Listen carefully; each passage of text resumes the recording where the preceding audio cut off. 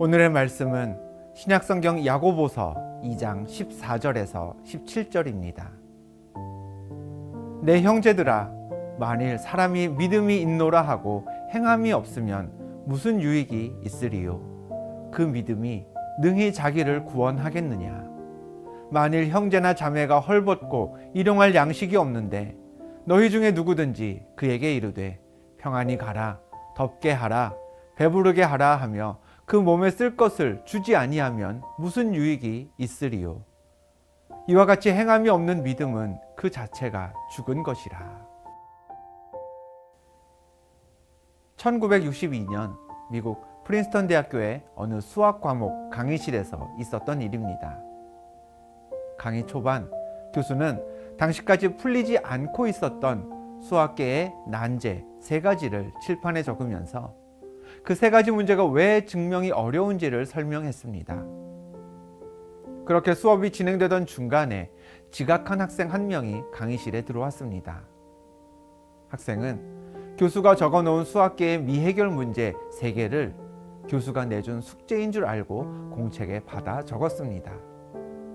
그리고 집에 가서 그 3문제 중 2개를 열심히 풀어서 교수에게 제출했습니다. 나머지 1문제는 풀지 못해 죄송하다고 말했습니다. 교수는 한마디로요, 놀라 자빠질 수밖에 없었습니다. 당시까지 그 어떤 수학자도 풀지 못했던 문제 3가지 중에 2가지를 학생이 일주일 만에 풀어왔으니 말이죠. 가장 권위 있는 수학계의 상들을 여럿 수상한 뉴욕 주립대학교 교수 존 밀러의 이야기입니다. 청년 시절의 밀러 교수는 분명 수학적인 천재성이 있었습니다. 그러나 세상 그 누구도 우연히 수학계의 미제를 풀게 되었던 사건 전까지는 밀러 교수의 천재성을 알아보지 못했습니다.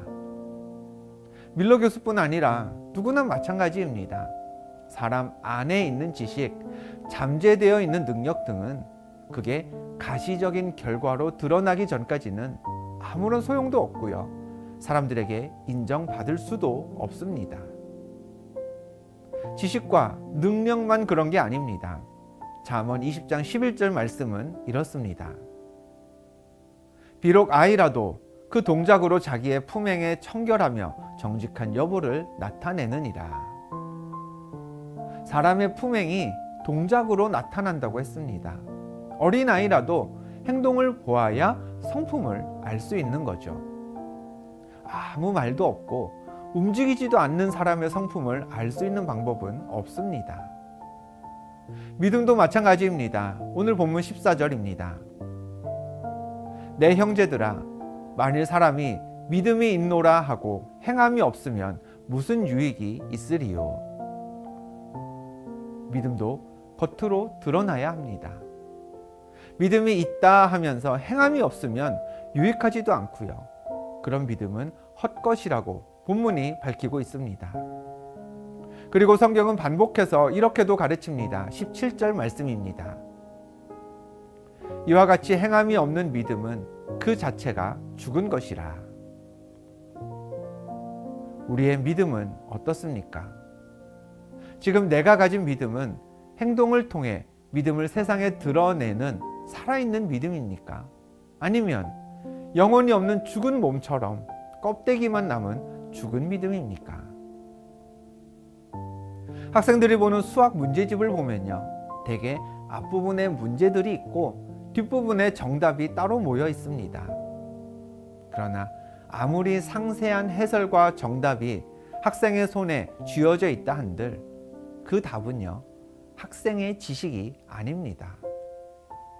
언제 그 해답지에 있는 정답이 자기께 될까요? 실제로 문제를 풀어서 모르는 부분은 왜 몰랐는지, 내가 어디서 잘못 생각해서 어디서 틀렸는지를 잘 파악하고 그 경험을 발판 삼아 비슷한 문제를 자기 힘으로 옳게 풀게 되었을 때, 그때 답안지의 답이 자기 답이 될 수 있습니다. 삶에서도 여러 가지 문제가 발생합니다. 많은 사람이 그 문제의 정답을 나는 알고 있다고 장담하죠. 믿음을 가진 우리도 성경을 읽으면서 또 하나님의 말씀을 듣고 결단하면서 믿음으로 내가 이 삶의 문제를 풀었다고 생각합니다. 그러나 그건 착각입니다.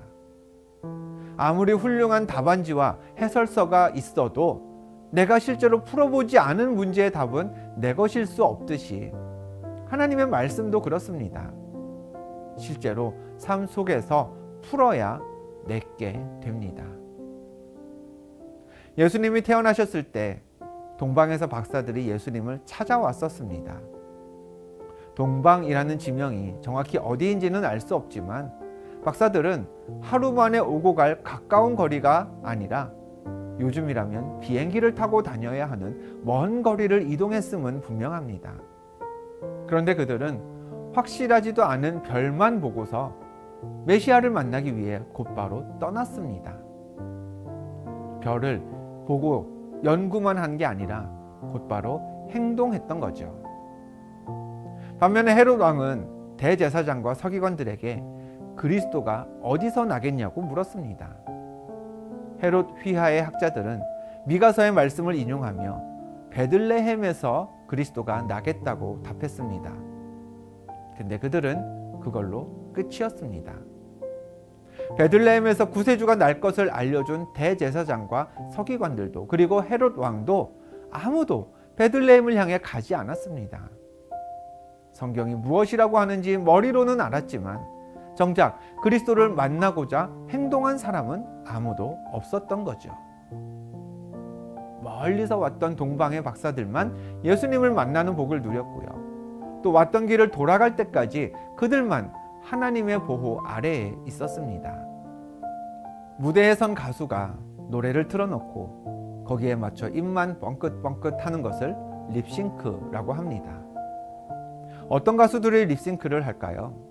주로 노래 자체보다는 춤이나 외모로 승부를 거는 가수들이 자기의 부족한 노래 실력을 가리기 위해 사용하는 방법이 립싱크입니다. 요한일서 3장 18절은 믿는 사람들에게 이렇게 권면합니다. 자녀들아, 우리가 말과 혀로만 사랑하지 말고 오직 행함과 진실함으로 하자. 하나님의 말씀과 사랑을 립싱크하지 말자는 의미입니다. 말과 혀로만 사랑을 외치는 그리스도인은 실력 없는, 실력이 부족한 그리스도인인 것이죠. 오늘은 이렇게 기도하겠습니다. 하나님, 실력 없고 무익한 신앙인이 되지 않게 하옵소서.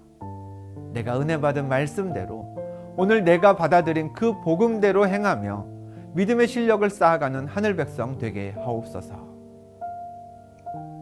믿음을 가졌다 하면서 행함이 없다면 유익함이 없습니다. 내가 가진 믿음, 내가 가진 복음을 죽게 만드는 겁니다. 믿음의 실력을 드러내면서 살아있는 복음의 능력을 일상에서 맛보며 사시기를 주님의 이름으로 축원합니다. 기도하겠습니다. 하나님, 우리가 가진 믿음의 유익함이 사라지지 않도록 하나님 말씀의 능력이 살아나도록 들은 말씀을 행하며 사는 하늘 백성 되게 하옵소서. 예수 그리스도의 이름으로 기도합니다. 아멘.